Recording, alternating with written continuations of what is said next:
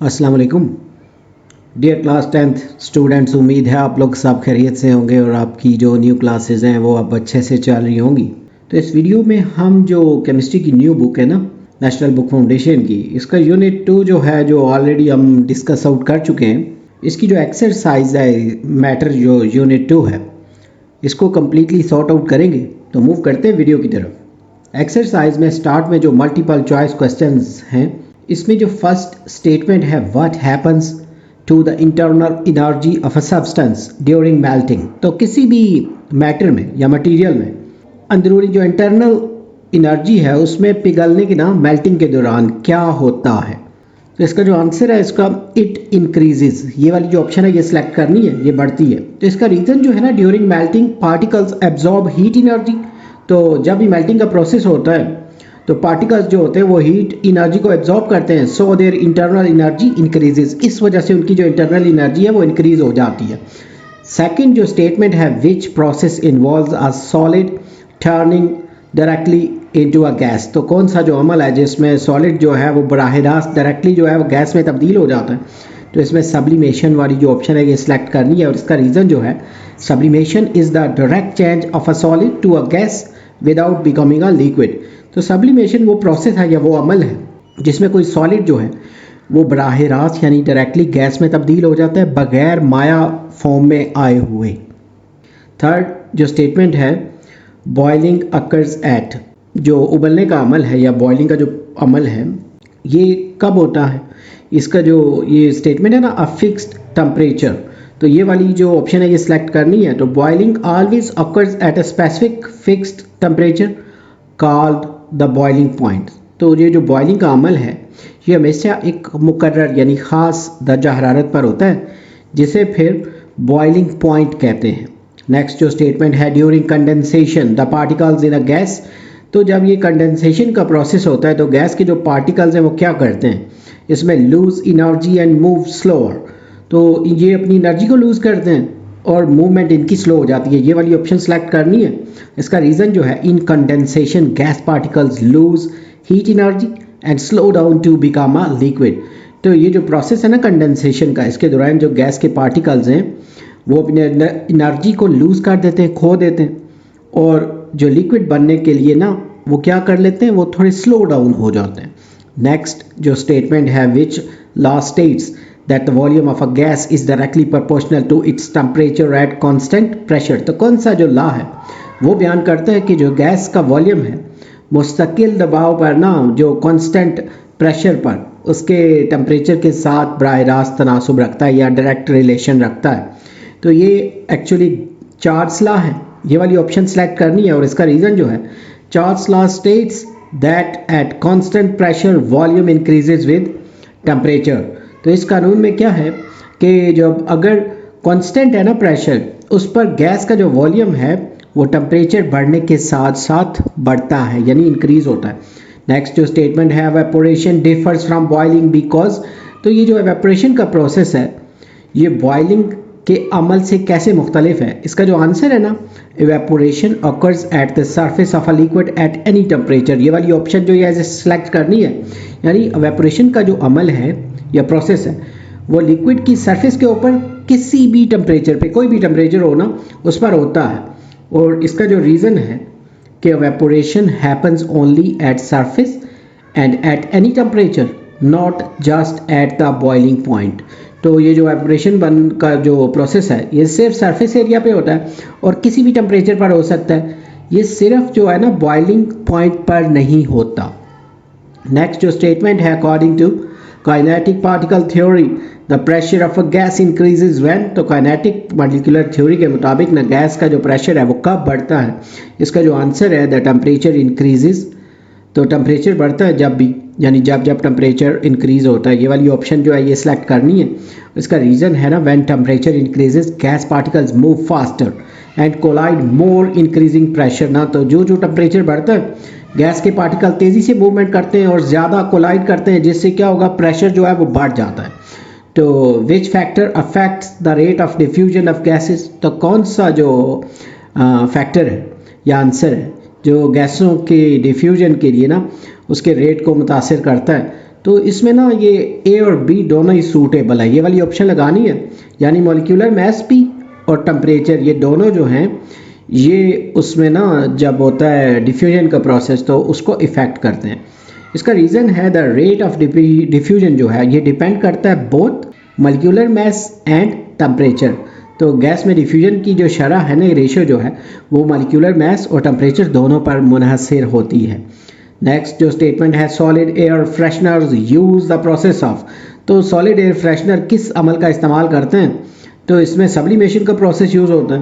तो इसका रीज़न है ना, solid air fresheners change directly from solid to gas without becoming liquid by sublimation ना। तो सॉलिड में जो एयर फ्रेशनर है वो डायरेक्टली सॉलिड से गैस में कन्वर्ट होते हैं बगैर जो ये लिक्विड फॉर्म है ना उसमें आए बगैर, और यही जो प्रोसेस है इसको सब्लिमेशन कहते हैं।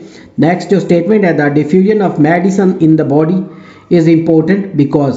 तो जिस्म में ना ये जो मेडिसिन है उसकी जो डिफ्यूजन ये क्यों अहम है, इसका जो आंसर है ना, it ensures the medicine reaches all parts of the body. तो ये यकीनी बनाता है ना कि जो मेडिसिन है वो दवा वो जो जिस्म के तमाम हिस्सों तक पहुँचे। तो ये वाला जो ऑप्शन है ये लगानी थी, और इसका रीज़न जो है ना, diffusion helps spread the medicine evenly through out the body for effective treatment.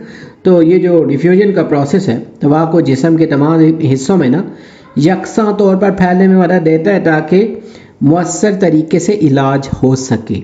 यहाँ पे इसके जो MCQs हैं ये कंप्लीटेड हैं। इसके बाद जो शॉर्ट क्वेश्चंस हैं इसमें फर्स्ट जो है ना, explain why the temperature remains constant during the phase change from ice to water. तो यानी ये वजाहत करनी है कि बर्फ़ से पानी में तब्दीली के दौरान ना जो टेम्परेचर है वो क्यों मुस्तकिल यानी कांस्टेंट रहता है। इसका जो आंसर है, during the phase change from ice to water heat energy is absorbed. तो बर्फ़ जो है वो आइस जो है उससे पानी में जो तब्दीली के दौरान ना जो एनर्जी है वो एब्जॉर्ब होती है, मतलब हरारत जो होती है वो जज़ब होती है। This energy is use to break the hydrogen bond between water molecules. तो ये जो सारी एनर्जी है ना जो वो एब्जॉर्ब होती है, असल में वो पानी के मालिक्यूल के दरमियान जो हाइड्रोजन बॉन्ड्स है ना उनको ब्रेक करने के लिए इस्तेमाल होती है, उनको तोड़ने के लिए। तो it does not increase the temperature, इससे जो टेम्परेचर है उसमें इजाफा नहीं होता। Therefore the temperature remains constant until all ice melts. तो लिहाजा मुकम्मल बर्फ़ के पिघलने तक ना जो टेम्परेचर है वो कांस्टेंट ही रहता है। नेक्स्ट जो क्वेश्चन है, what is the name given to the phase change when a solid is converted directly to a gas. तो जब कोई भी सॉलिड जो है वो डायरेक्टली गैस में जब तब्दील हो जाए तो इस तब्दीली को क्या नाम दिया जाता है? The phase change when a solid directly change into a gas is called sublimation. तो जब भी कोई ठोस बराह रास्त जो है ना डायरेक्टली गैस में तब्दील हो तो इसे सब्लिमेशन कहते हैं। तो इसकी जो एग्जांपल है ना, जैसे an example is dry ice turning into carbon dioxide gas. तो मिसाल के तौर पे ये जो ड्राई आइस है वो कार्बन डाइऑक्साइड गैस में ना बदल जाती है, तब्दील हो जाती है ना बगैर मेल्ट हुए। नेक्स्ट जो क्वेश्चन है, what is the difference between evaporation and boiling. तो एवेपोरेशन और बॉइलिंग में क्या डिफरेंस है? इसका जो आंसर है ना, evaporation occurs at any temperature from the surface of a liquid. तो एवेपोरेशन जो है ये किसी भी टेम्परेचर पर होती है ना, लेकिन सरफेस जो होती है ना ऊपर वाली लिक्विड की सिर्फ उस पे, जबकि बॉइलिंग जो है occurs at a specific temperature through out the liquid. तो ये जो बॉइलिंग का प्रोसेस है ये खास टेम्परेचर पे होता है और ये पूरे उस माया में होता है ना, पूरे के पूरे लिक्विड में, सिर्फ सरफेस पे नहीं होता। तो boiling is faster than evaporation. तो ये भी याद रखना है कि जो बॉइलिंग है ये अमल तेज़ तर होता है एज़ कम्पेयर टू एवेपोरेशन। उसके बाद जो नेक्स्ट क्वेश्चन है ना, interpret a heating curve for water identifying की फेज चेंजेस। तो पानी का जो ये हीटिंग कर्व है उसका ये स्ट्रक्चर सा बनाना है, फेज चेंजेस दिखाने हैं उसके, उसमें हम तब्दीलियों की शनाख्त भी करनी है। तो इसमें ना, in the heating curve of water temperature rises until it reaches 0 degree centigrade ना वेयर आइस मेल्ट्स। तो क्या होगा, पानी का जो ये हीटिंग कर्व के दौरान ना दर्जा हरारत बढ़ता है ना, कब तक? जब तक वो 0 डिग्री सेंटीग्रेड पर ना जब वो बर्फ़ पिघलने लगती है, जब वो मेल्ट डाउन होना शुरू हो जाती है। Then temperature rises again to 100 degree centigrade. फिर दोबारा से टेम्परेचर 100 डिग्री तक स्लोली राइज करता रहता है, where water boils into steam. तो फिर क्या होगा कि वाटर जो है वो बॉयल होकर स्टीम में कन्वर्ट होना शुरू हो जाएगा। तो flat regions show phase changes. तो ग्राफ में ना जो फ्लैट रीजन्स हैं वो इन्हीं तब्दीलियों को शो कर रही होती। तो यहाँ पे आपको सामने इसकी डायग्राम भी नज़र आ रही है। उसके बाद नेक्स्ट जो क्वेश्चन है, explain the effect of increasing temperature on the pressure of a gas in a sealed container. तो कोई बंद है ना बर्तन जो है कंटेनर, उसमें जो टेम्परेचर बढ़ाने से गैस के दबाव पे ना प्रेशर पे क्या असर पड़ता है। इसका जो आंसर है, when the temperature of a gas increases in a sealed container the gas particles move faster. तो जब किसी भी कंटेनर में ना गैस का जो टेम्परेचर है बढ़ता है तो गैस के जो पार्टिकल्स है वो तेज़ी से मूवमेंट करते हैं। They collide more frequently with the walls. तो वो दीवारों के साथ ना वॉल्स के साथ ज़्यादा तेज़ी से टकराते हैं। तो this increases the pressure inside the container. इससे जो वो कंटेनर है उसके अंदर दबाव जो है वो बढ़ जाता है।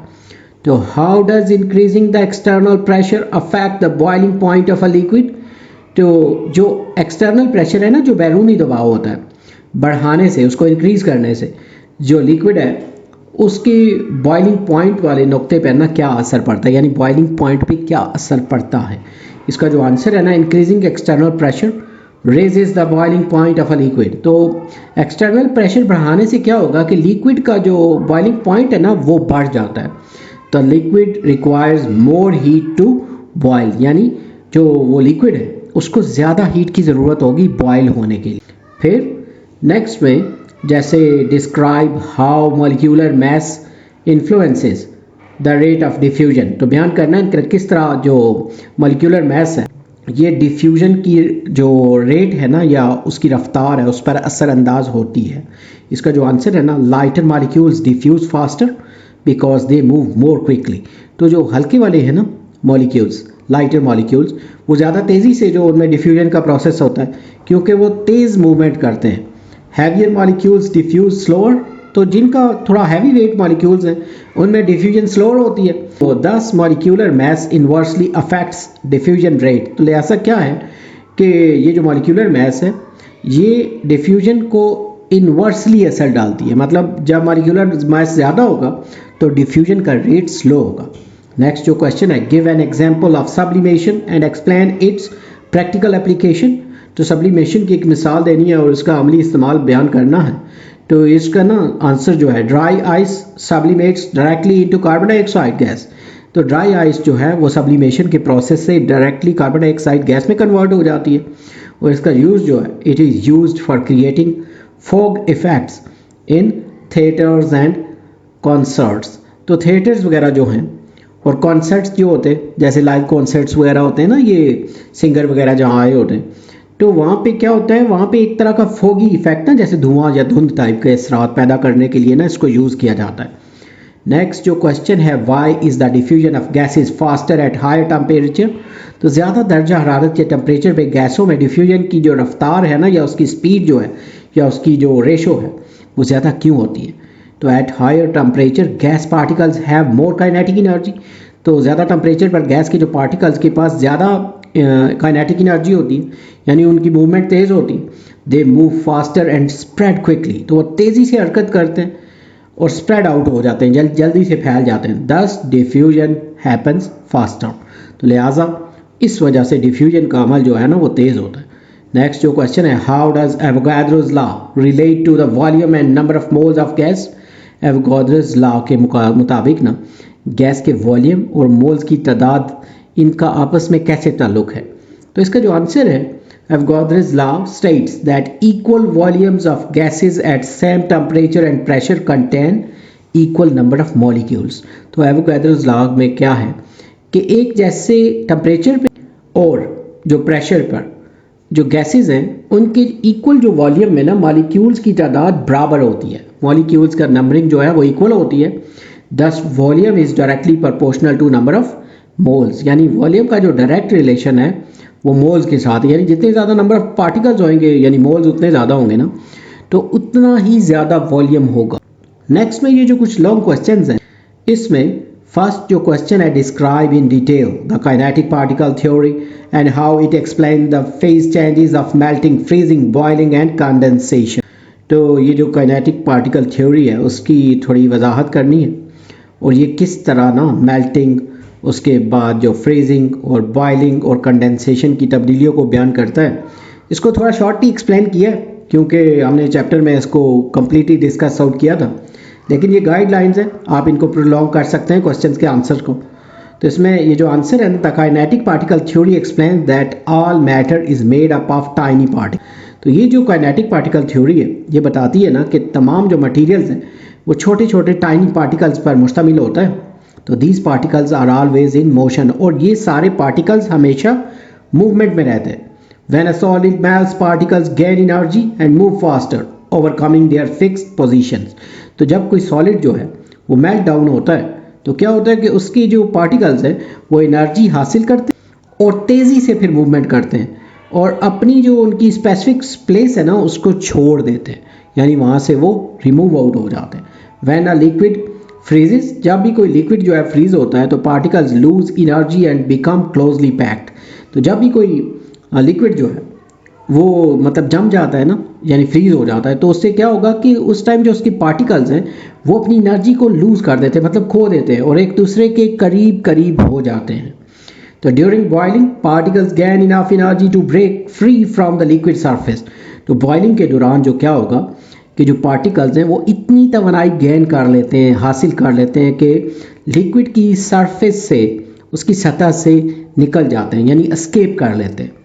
उसके बाद in condensation gas particles lose energy and come closer to form a liquid.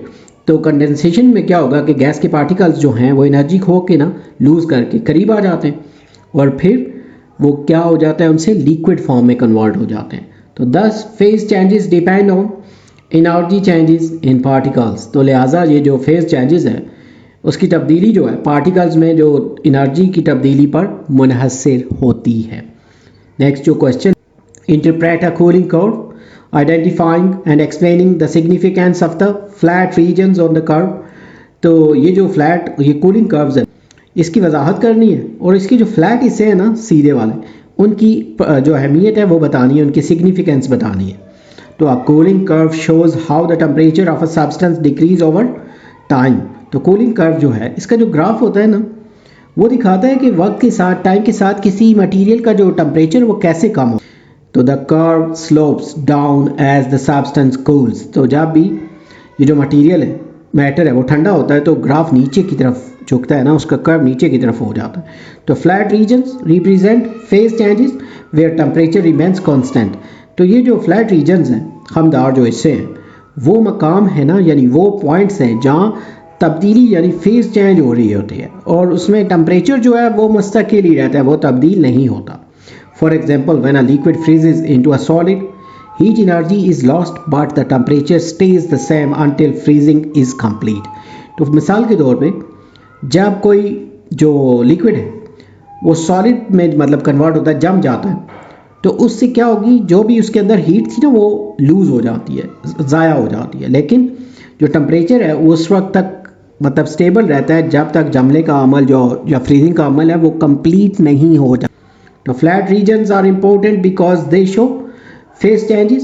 तो ये जो फ्लैट रीजन्स हैं खमदार हिस्से, ये बहुत अहम होते हैं क्योंकि यही वो तब्दीली की हालत यानी फेज चेंज को जाहिर करते हैं। इसकी ना डायग्राम जो है वहाँ से आप इसको ना ये जो अंडरस्टैंडिंग है उससे आपको और बेहतर होगी, ये जो डायग्राम आपको नज़र आ रही है ना साथ साथ।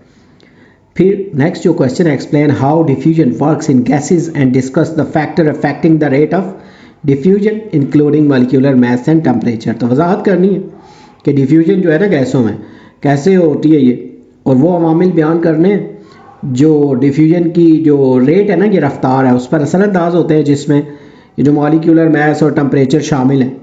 तो इसका आंसर जो है, diffusion in gases occur when gas particles move from a area of high concentration to low concentration. तो गैसों में डिफ्यूजन का प्रोसेस उस वक्त होता है जब गैस पार्टिकल्स ज़्यादा इर्तिका, जो ज़्यादा कंसनट्रेटिंग यानी जिस एरिया में ज़्यादा पार्टिकल्स हैं उससे ये कम कंसंट्रेशन वाले इलाके की तरफ मूव करते हैं। जैसे आप स्प्रे करते हैं ना अपने ऊपर, कपड़ों के ऊपर परफ्यूम का, तो वो उस एरिया से किस तरफ मूव करते हैं, कमरे की दूसरी तरफ जिस तरफ आपने स्प्रे नहीं किया।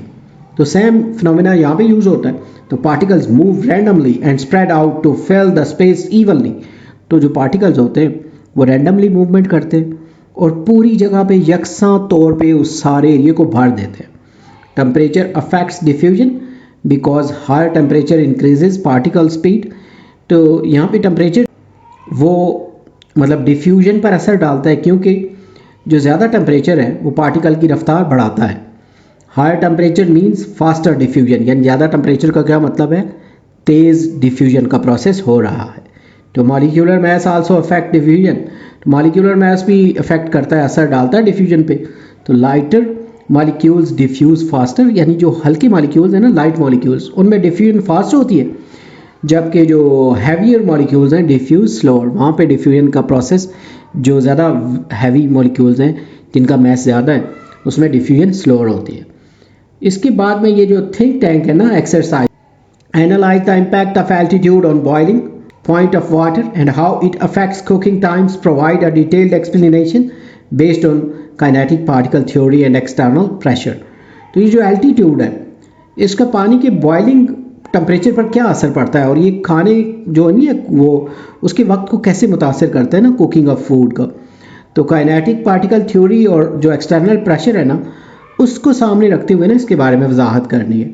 तो at higher altitudes air pressure is lower, so water boils at a lower temperature. तो ज़्यादा जो हाइट होती है ना एल्टीट्यूड, यानी जैसे ऊंचे एरियाज़ है, मरी है ना, या जैसे कोई भी हमारे स्कर्दू का एरिया है, मालन जब्बा, या इस तरह के कोई भी जो नॉर्दर्न एरियाज़ हैं, उसमें क्या होता है कि वहाँ पे हवा का दबाव कम होता है जो आप हाइट पे जाते हैं। तो इसलिए पानी जो है वो कम टेम्परेचर पे ही बॉयल होना शुरू हो जाता है। तो according to kinetic molecular theory क्या होगा, lower pressure means particle needs less energy to escape. तो इसके मुताबिक क्या होगा कि जब प्रेशर कम है ना तो पार्टिकल्स को एस्केप करने के लिए कम एनर्जी की ज़रूरत होती है। तो because of lower boiling point food takes longer to cook. तो उसमें क्या होगा कि लोअर बॉइलिंग पॉइंट यानी कम दर्जा हरारत पे ही पानी बॉयल होना शुरू हो गया, उससे फिर फूड को ना ज़्यादा टाइम लगेगा कुक होने में, यानी कोई सख्त चीज़ है तो उसको गलने में ज़्यादा देर लगेगी। कुकिंग एट हाई एल्टीट्यूड में need pressure cookers to raise pressure and temperature. तो इसी तरह की जो हाई एल्टीट्यूड्स है ना, बुलंदी वाले इलाके, वहाँ पे फिर कुकिंग के लिए प्रेशर कुकर टाइप के टूल्स ज़रूरत होंगे ताकि उससे प्रेशर और टेम्परेचर को बढ़ाया जा सके। नेक्स्ट जो क्वेश्चन है ना, discuss the importance of understanding diffusion rates in the development of pharmaceuticals. तो दवा साजी में ना उसकी तरक्की में ये जो डिफ्यूजन की शरह को समझने के लिए इसकी अहमियत पर ना तबादला ख्याल करना है। तो diffusion rate tales how quickly a drug spreads in the body. Diffusion की शरह ना ये रेट ये बताती है कि दवा जिसम में कितनी तेज़ी से डिफ्यूज़ होगी, फैलेगी। It helps scientist design medicine that work faster and more effectively. ये साइंसदानों को ऐसी दवाएं बनाने में मदद देती है ना जो जल्द और मौसर तरीके से काम कर। फिर control diffusion ensures proper dose over time. तो कंट्रोल शुदा जो डिफ्यूजन है ये वक्त के साथ मुनासिब मिकदार में दवा को फ्राहम करता है। This knowledge is important for creating tablets injections and patches. तो ये जो मालूमात है इससे गोलियां, इंजेक्शन और जो पैचेस हैं वो बनाने में अहम होते हैं ये। नेक्स्ट में जो क्वेश्चन है, evaluate the environmental and practical implications of using sublimation in various industries such as air fresheners and 3D printing, considering both benefits and potential drawbacks। तो सब्लिमेशन के मुख्तलिफ सनतों में इस्तेमाल जैसे एयर फ्रेशनर और 3D प्रिंटिंग के मालियाती और अमली असरात का जायज़ा लेना है और इसके थोड़े कुछ फ़ायदे नुकसानात को भी मद्देनज़र रखना है। इसका जो आंसर है, sublimation helps in industries by turning solids directly into gases। तो सनतों में ना ये जो सॉलिड्स हैं उन मटेरियल्स को डायरेक्टली गैस में बदलने में मदद देते हैं, इन मतलब इस तरह के प्रोसेस में। फिर it is used in air fresheners for slow release and in 3D printing for precision. फिर ये एयर फ्रेशनर्स जो हैं उनमें खुशबू को आहिस्ता आहिस्ता ना रिलीज़ करने के लिए स्लोली, और उसके अलावा 3D प्रिंटिंग में उसको दुरुस्तगी के लिए भी यूज़ किया। और फिर हाउएवर सम सब्लिमेशन प्रोडक्ट्स में रिलीज हार्मफुल गैसेस। लेकिन कुछ सब्लिमेशन की जो ऐसी भी प्रोडक्ट्स हैं जो नुकसानदेह मटेरियल्स यानी गैसेस वगैरह खारिज की हैं, मतलब वो रिलीज़ करती हैं गैसेस। तो proper handling and eco friendly materials can reduce negative effects. तो इनका सही इस्तेमाल और माहौल दोस्त जो इको फ्रेंडली मटेरियल इनको इस्तेमाल करके जो नुकसानदेह असरात हैं उनको कम कर सकते हैं। तो यहाँ पे ये जो एक्सरसाइज है इसके जो सारे क्वेश्चंस हैं ये कंप्लीटेड। उम्मीद है ये वीडियो, ये लेक्चर और ये जो नोट्स हैं ये आपकी प्रिपरेशन के लिए हेल्पफुल होंगे। अगर आपने हमारा चैनल सब्सक्राइब नहीं किया तो सब्सक्राइब कर लें ताकि वक्त पे आपको न्यू वीडियोस मिल जाएं। अगर आपको वीडियो पसंद आए तो इसको लाइक कर दें, शेयर कर दें और अगर कोई सजेशन हो तो कमेंट कर दें। हम चुपते के बर्बाद ना हो जाए गुलशन का सकूं, नादां ये समझ बैठे कि हम में कुव्वते ललकार नहीं। जल्द न्यू वीडियो में नए लेक्चर के साथ मिलेंगे। Have a nice time.